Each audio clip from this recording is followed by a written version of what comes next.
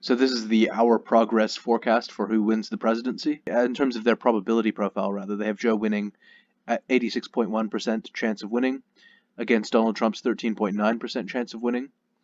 The map itself is sort of a standard map, though. This is the forecast that's most heavily in favor of, I think, Joe Biden.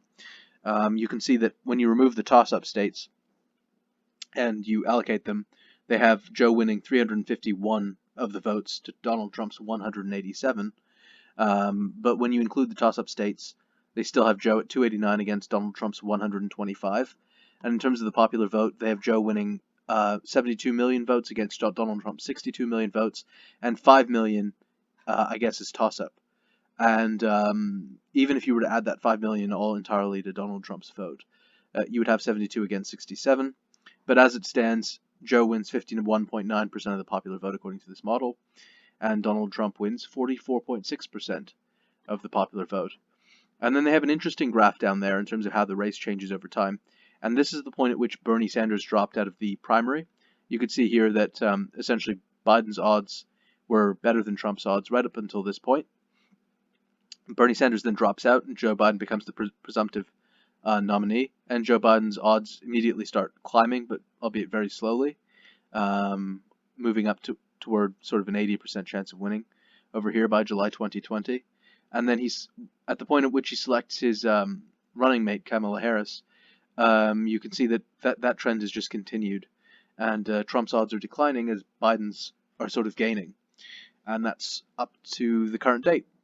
And here you have the vote percentage, which I take to mean, obviously, the percent of the population who's going to vote for either of the two candidates. And in this case, what you see is at the point at which Bernie Sanders drops out of the primary, Biden sitting at about 51% of the popular vote against Donald Trump's 45% of the popular vote. And by the time, and that sort of continues to climb, and by the time Joe selects Kamala as a running mate, Joe's sitting at 51.6% of the vote against Donald's 44.85%. So sort of Donald Trump has dropped a fraction of a percent, but it's continued, and now Joe's sitting at around 52% of the popular vote against Donald Trump's 44.5 roughly percent of the popular vote. They then have a map here on electoral vote distribution, showing Joe winning 351 of the votes against Donald Trump's 187. They have some third-party vote distribution, and here they've got an interesting little graph breaking down the popular vote, and they show basically the vote totals that Donald Trump's getting from each state, as well as Biden. And you can see Biden's big pool here is California at 9.2 million votes, but they also put Florida in his camp, at giving him sort of those popular votes. And so that is the Our Progress model. This is by far the most optimistic model. With this model, I mean, if you go back to the JHK model, you'll see that here Texas was filled in as sort of leans Republican, Florida was filled in leaning Democrat, etc. With this model, for whatever reason, I guess it's just the way that they build their model, Texas is sort of up for grabs. They've left it sort of neutral.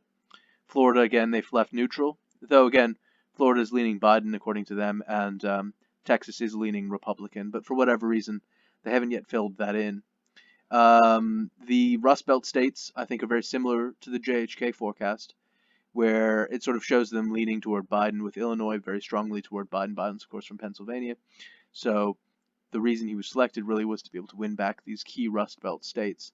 And that is replicated in this model, which shows sort of Biden being a very strong favorite to win in the Rust Belt, which I think is going to be where a lot of the battle happens. I think Florida is also very important, but the Rust Belt is where Trump kind of can maybe grab a foothold, but obviously this model is not showing that at all. It's got the same problems with Maine and Nebraska, because I think the 2nd District in Maine and the 2nd District in Nebraska haven't given their vote totals or something, and as a consequence, these are sort of, they've left them purple, meaning, I think, that they haven't really got the full data there. But yeah, that's the Our Progress model, and thanks for watching.